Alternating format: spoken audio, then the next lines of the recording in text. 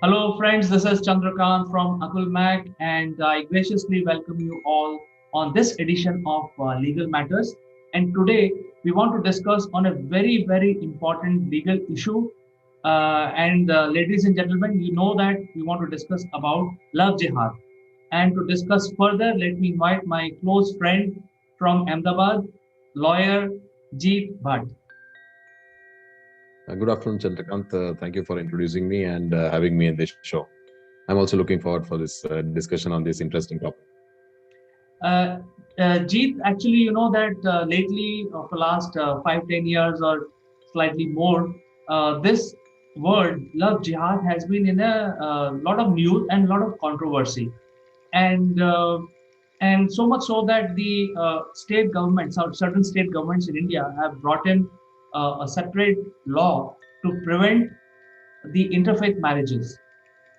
So we would like to know that what this legal aspect of this, is there a validity of this law? Do you think this law is justified? So I think you are the legal brain in between both of us. I will ask this from you to explain the love jihad to our viewers and to listeners. Yes, Chandrakant, what is we see in news these days that a lot of states are coming up with these acts, passing acts against unlawful conversion of religion. And basically, love, there is no legal terminology as such as love jihad. But what it is understood is that religion is used to convert, and love is being used, and marriage, through marriage, there is a conversion going on in some of the states in India, and which is known as the love jihad. But all these acts which have been passed against conversion speak about unlawful conversion which has been done through fraudulent or illegal means. But it does not in any manner stop the willful conversion of any individual from one religion to another. And it cannot as well, because the right to practice, profess, and propagate a religion, any religion, is a fundamental right of every individual. And it is guaranteed under Article 25 of the Constitution of India, which is subject to certain restrictions, of course.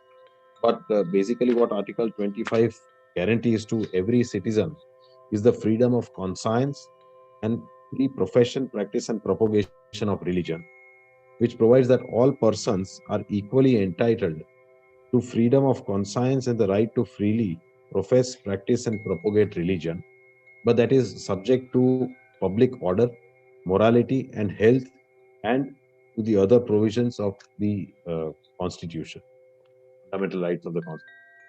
So it is subject to other fundamental rights, and is also not permissible when it is against public order, morality, and health. So these three are the basic restrictions imposed on any individual to practice and profess and propagate his right to religion. But otherwise, right to freedom of religion is guaranteed from Article 25 to 28, wherein the first is the freedom of conscience and free profession, practice, and propagation of religion. The next is freedom to manage religious affairs, and freedom as to payment of taxes for promotion of any particular religion, and freedom as to attendance at religious instruction of or religious worship in a certain educational institute.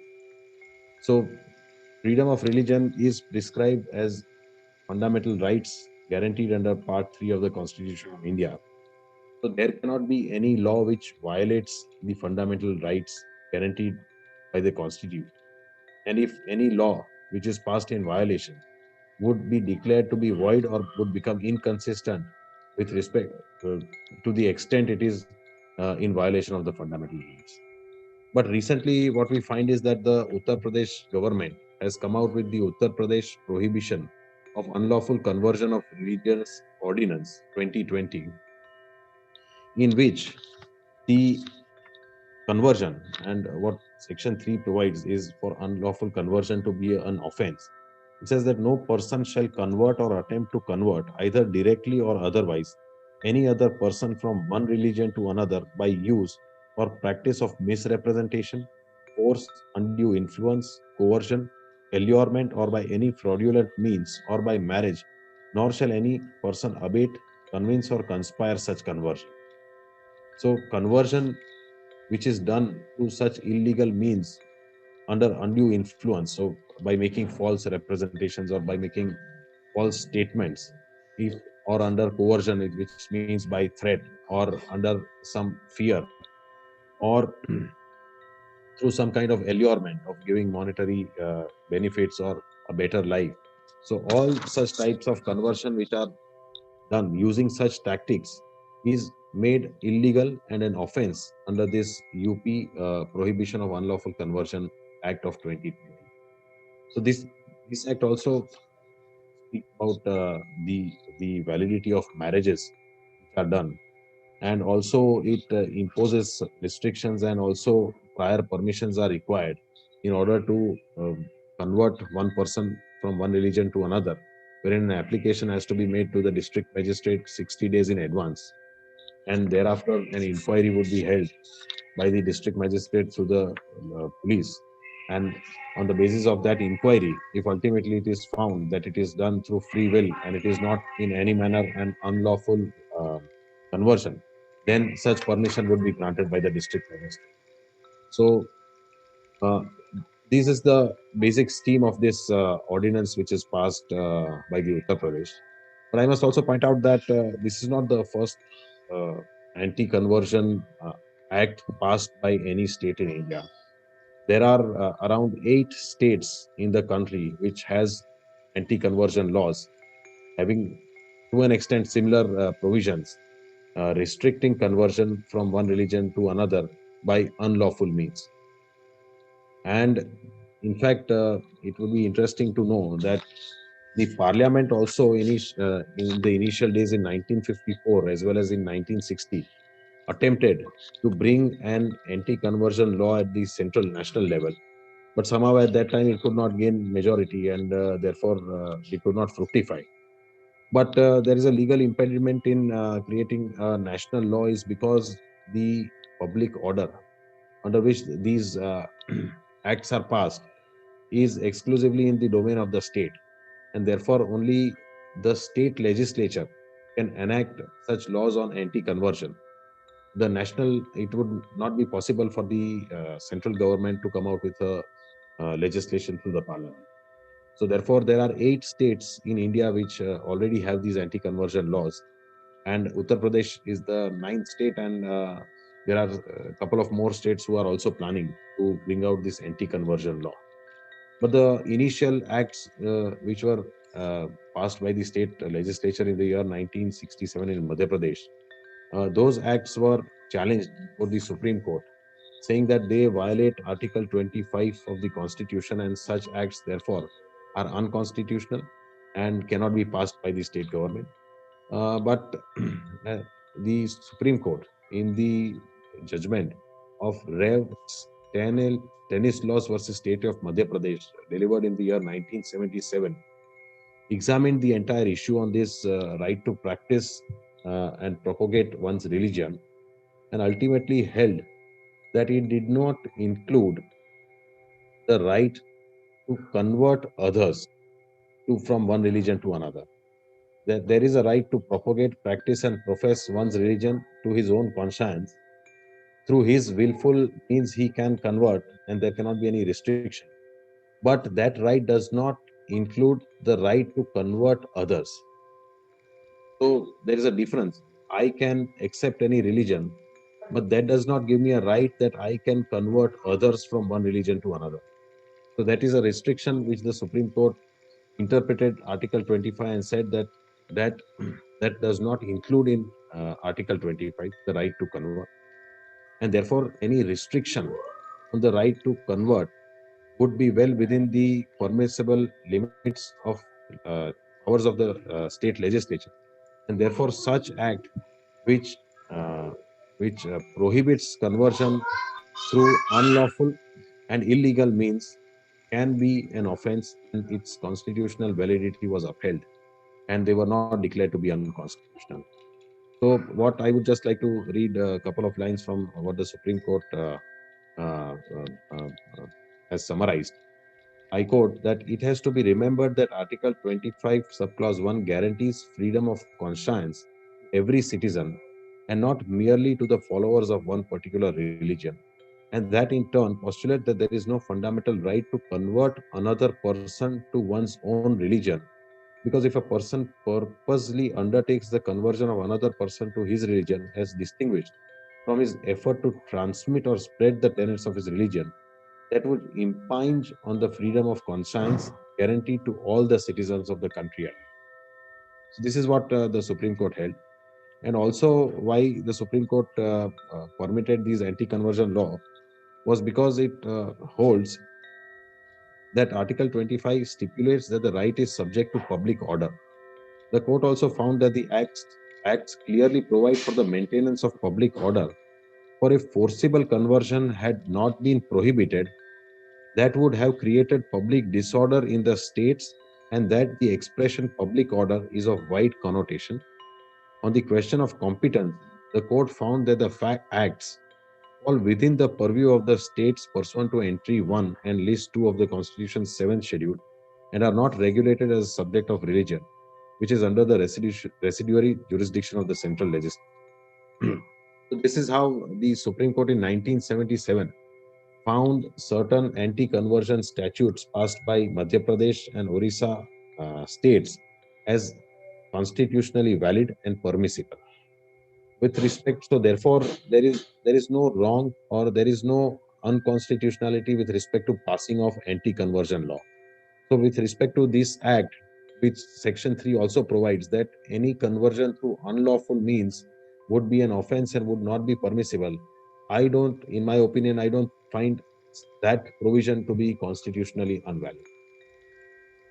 So, Jeet, thank you very much for explaining the legal implications and the legal aspect about love jihad. I think, as a layman, I feel that there has been instances where the forcible conversion was happening with regard to marriages.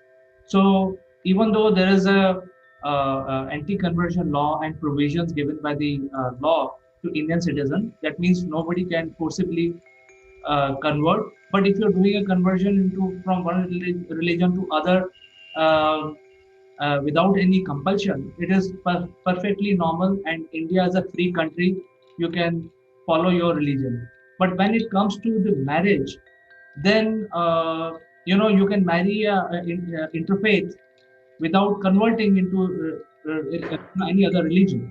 There was no compulsion. For example, a husband can have a religion and wife can have another religion, and they can practice their own religion as far as the Constitution of India is concerned and the liberty which has been given to citizens. There is no compulsion that for marriage you have to convert. But I think the love jihad has been brought in because there were in certain cases the forcible conversion were happening, and this was happening just before the marriage to be announced. So a partner gets totally confused because the partner is now getting married, and then just 1 hour or few 1 day before the marriage, it was conveyed to the partner that now you have to convert, otherwise the marriage will not happen. So I think these are the issues which were not covered in the anti-conversion law. That is why, in my opinion, as a layman, I feel that there was a need to bring this aspect also, uh, so that the people do not convert forcibly just for the sake of getting married. So, do you have an opinion on that from not only from the legal point of view but also from social angle? Well, Chandrakant, actually, possible conversion certainly through misrepresentation or through inducement or allurement, as the act itself defines, would be unlawful, and therefore such conversion would be bad, illegal, and would ultimately become an offense, wherein the punishment which is prescribed is from 1 year to 5 years. And forcible conversion of girls or of minorities or scheduled caste or scheduled tribes, the offense is even stricter. But with respect to interfaith marriages, there are two views, because interfaith marriages has not always been encouraged or seen in a manner which is constitutionally permissible. Of course, two adults wanting to marry any person is their choice, and there can be no impediment or any restriction imposed by anyone. But we see in our social fabric that there are several hurdles which are created by family members or societal pressure, wherein such interfaith marriages or intercaste marriages are not easily been permitted. And we have also seen the consequences when, despite the adults wanting to marry, and if they marry by running away, then we have seen terrible instances where the Khap Panchayat or even the family members, they kill their own kith and kin, and which is completely unconstitutional, impermissible, and it is extremely barbaric.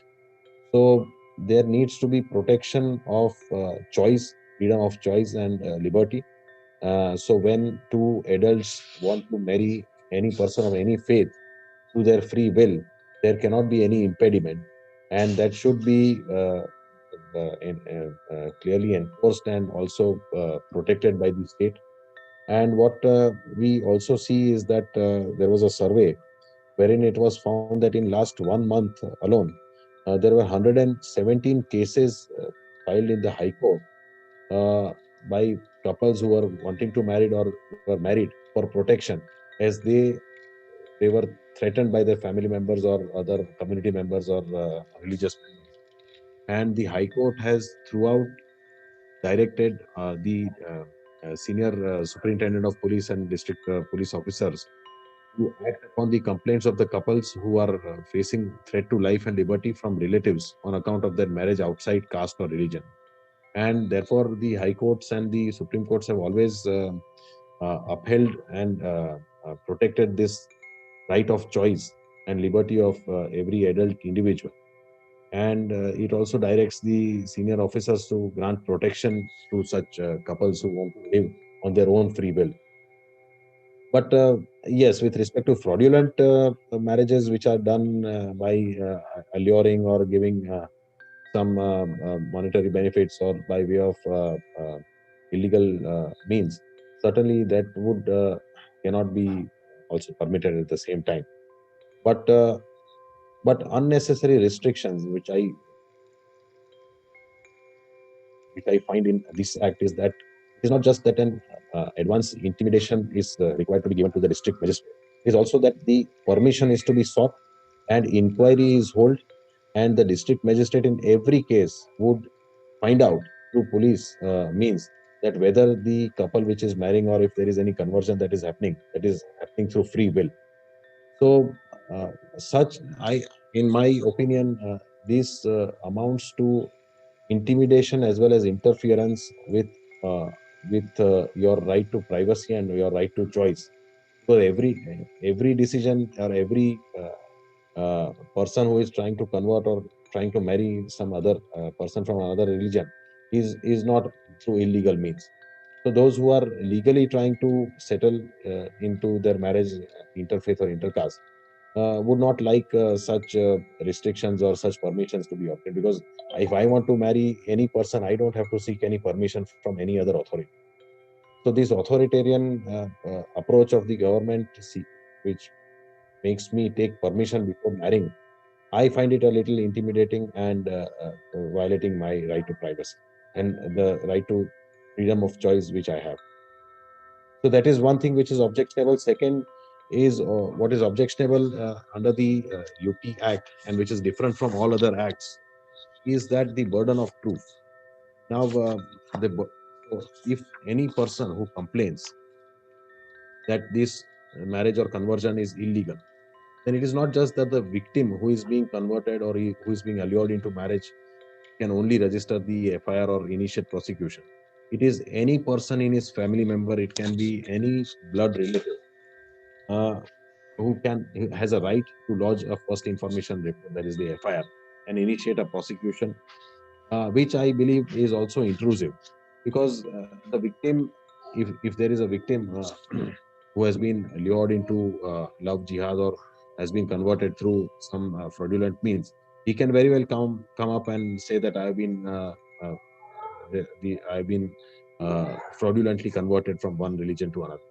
But his parents, so suppose my parents do not want me to marry into another intercaste marriage, then even though it is within my choice and my right, and I am an adult wanting to marry, my parents or any blood relative or any community member can object and initiate a prosecution. That is one thing. Another thing which is objectionable, and the third thing is the burden of proof, which says that the burden of proof as to whether a religious conversion was not affected through misrepresentation, force, undue influence, coercion, allurement, or by any fraudulent means lies on the person who has caused the conversion, and whether such conversion has been facilitated by any person on such other person. So the burden of proof is against the person who has caused conversion. Now, this is again also objectionable, because if I have converted some person in order to marry, and if that person has willfully and with her consent uh, uh, converted, but their parents object, now then, which causes an FIR and a prosecution, then I have to prove that this conversion is by lawful means and it is not unlawful means. Now this is so these are the three objectionable things in the act. Otherwise, uh, unlawful conversion, yes, is permissible and can be made an offense. There is no question with regards to that. But this act goes beyond the other acts which are passed in other states, and therefore this act is again challenged before the Supreme Court by some members of the community, and ultimately it is for the Supreme Court to decide whether this act is constitutionally valid or not. But there are some aspects which seem to be unfair. Jeet, the way women were harassed, and some of the members of our society were harassed, forcing conversion just for the sake of marriage. See, when you marry somebody, you don't have to really convert into some other religion. But then there are certain citizens of India who are harassed to convert, otherwise marriage will not happen at the fag end of the celebration. So I think that is where that created a problem, and I think there were a lot of cases publicized, much publicized cases, also involving IS officers, very senior people, well established, and part of bureaucracy suffering because of this aspect. So I think a lot of people actually had filed complaints in the courts, and I think that is why this new provision has been brought in. See, as a layman, I don't see if I have to marry somebody, I need to force a conversion, because if I love somebody, then I really love the person. I don't really love the religion of the person. So why there is a need to change? So I think that is where the fine line is, and I'm sure, as you're saying, that the Supreme Court will, uh, take a decision on that.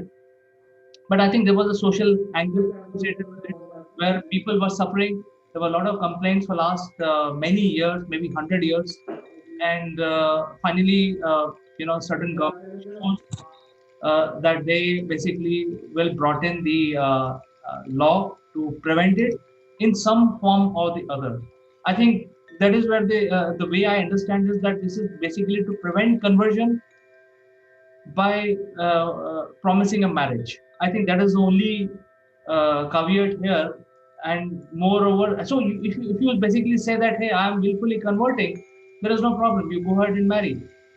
But if you don't know about that conversion aspect and you're getting into a marriage, and then at the fag end of the situation, you have been told that you have to marry because we will not marry until unless you convert, that is where the problem lies.